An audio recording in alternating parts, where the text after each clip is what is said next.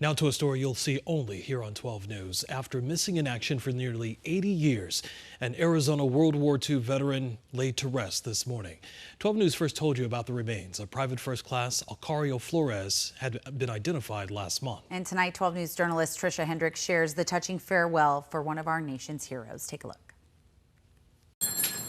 A final farewell for 37-year-old U.S. Army Private First Class Alcario Flores, who was killed during World War II, but not accounted for until March 1st of this year. Finally getting his resting place. Members of the Guadalupe American Legion Post 124 say it was important for his loved ones to incorporate their culture in this meaningful ceremony. The homecoming, just as his nephew had hoped for. 89 years old, and finally he saw his uncle come back home. Distant family members surprised to hear the news that the remains of Private First Class Flores were positively identified. I didn't know we had any family members in the military. On top of that, from World War II, one of our own in our valley, from the Pascuayaqui tribe, Alcario Flores. His family recently received their full briefing on his identification from the Office of the Defense WWII Accounting Agency, or DPAA. Private First Class Flores is believed to have been killed in January of 1945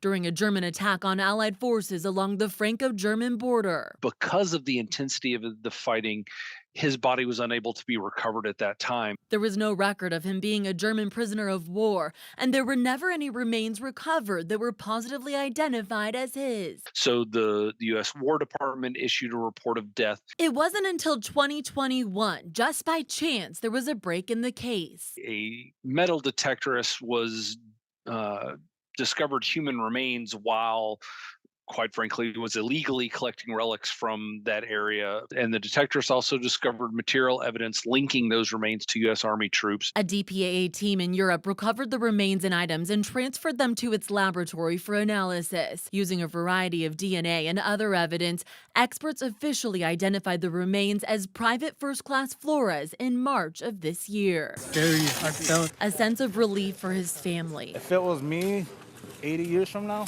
and everybody I know is gone, I would love for my descendants appreciate it, for them to show us the respect and honor that we would deserve, if we were left out there on the other side of the world, The community, forever thankful for his service. We were honored to be here. Nearly 80 years after his death, Private First Class Flores is finally resting in peace. I know it would make my soul happy to get this kind of treatment he deserves. Trisha Hendricks, 12 News.